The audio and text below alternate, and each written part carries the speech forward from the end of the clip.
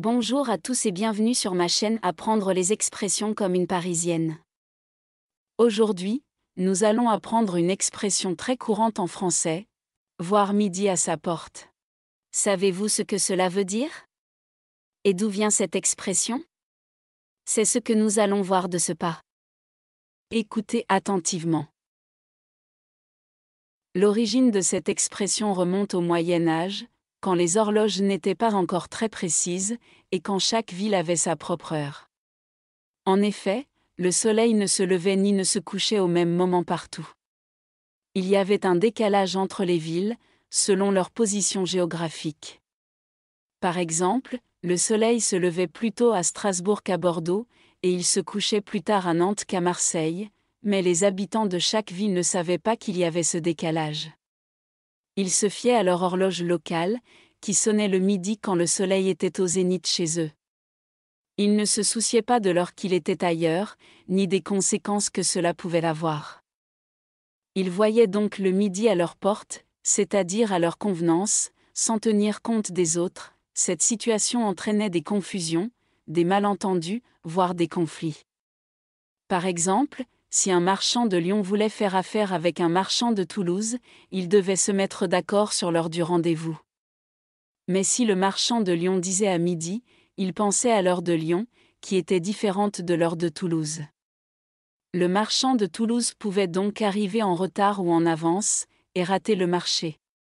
Ou bien, si un roi voulait envoyer un messager à une autre ville, il devait lui donner une heure précise pour partir ou pour arriver. Mais si le roi disait à midi, il pensait à l'heure de sa ville, qui était différente de l'heure de la ville de destination. Le messager pouvait donc se tromper de jour, et faire échouer la mission. C'est pourquoi, au XVIe siècle, on commença à chercher un moyen d'unifier les heures dans tout le pays. On inventa des horloges plus précises, qui se basaient sur le mouvement des étoiles et non plus sur le soleil. On créa aussi des cartes qui indiquaient les différences de temps entre les villes.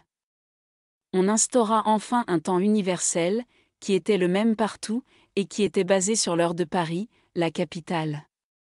Ainsi, on ne voyait plus le midi à sa porte, mais on voyait le midi à l'heure de Paris. On se souciait donc plus des autres, et on évitait les confusions et les conflits. Aujourd'hui, l'expression voir midi à sa porte a gardé le sens d'être égoïste, ne penser qu'à soi, ne pas se soucier des autres. Elle s'utilise pour décrire quelqu'un qui ne tient pas compte de la réalité, de l'opinion, ou des besoins des autres. Elle peut aussi suggérer que quelqu'un est naïf, borné, ou orgueilleux. Écoutez et pratiquez. Exemple. Paul ne pense qu'à son travail, il ne s'occupe jamais de sa famille ni de ses amis. Il ne voit que midi à sa porte. Paul ne pense qu'à son travail, il ne s'occupe jamais de sa famille ni de ses amis. Il ne voit que midi à sa porte. Julie croit que tout le monde l'admire et l'envie, elle ne se rend pas compte qu'elle est antipathique et arrogante. Elle ne fait que voir midi à sa porte. Julie croit que tout le monde l'admire et l'envie, elle ne se rend pas compte qu'elle est antipathique et arrogante. Elle ne fait que voir midi à sa porte. Marc refuse d'écouter les conseils de son médecin, il pense qu'il sait mieux que lui ce qui est bon pour sa santé. C'est comme s'il ne voyait que midi à sa porte. Marc refuse d'écouter les conseils de son médecin,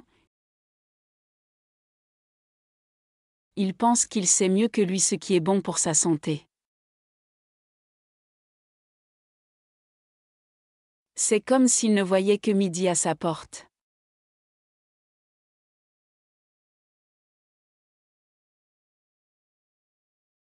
Vocabulaire. Voici quelques mots importants à retenir. Une horloge, nom féminin, signification, Un instrument qui sert à mesurer le temps et à indiquer l'heure. Exemple, il y a une horloge dans le salon. Un décalage, nom masculin, signification, une différence, un écart, un retard. Exemple, il y a un décalage horaire entre la France et le Japon. Un marchand, nom masculin, signification, une personne qui vend des marchandises, des produits, des services. Exemple, il a acheté un tapis chez un marchand oriental. Une mission, nom féminin, signification, une tâche, un objectif, une responsabilité. Exemple, il a réussi sa mission avec brio. Une étoile, nom féminin, signification, un astre qui brille dans le ciel la nuit. Exemple, il y a des milliers d'étoiles dans l'univers. Une carte, nom féminin, signification, un document qui représente un lieu, un territoire, une région. Exemple, il a consulté la carte pour trouver son chemin. Un temps, nom masculin, signification, une durée, un moment, une période. Exemple, il fait beau temps aujourd'hui. Un conflit, nom masculin, signification, une opposition, une dispute, une guerre. Exemple, il y a un conflit entre les deux pays voisins. Un égoïste, nom ou adjectif masculin, signification, une personne qui ne pense qu'à elle, qui ne partage pas, qui ne se préoccupe pas des autres. Exemple, il est égoïste, il ne veut pas prêter son jouet. Une réalité, nom féminin, signification, ce qui existe, ce qui est vrai, ce qui est concret. Exemple, il faut accepter la réalité, même si elle est dure. Écoutez attentivement, mais cette fois sans les sous-titres.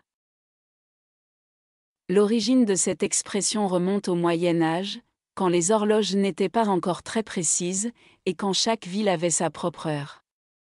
En effet, le soleil ne se levait ni ne se couchait au même moment partout.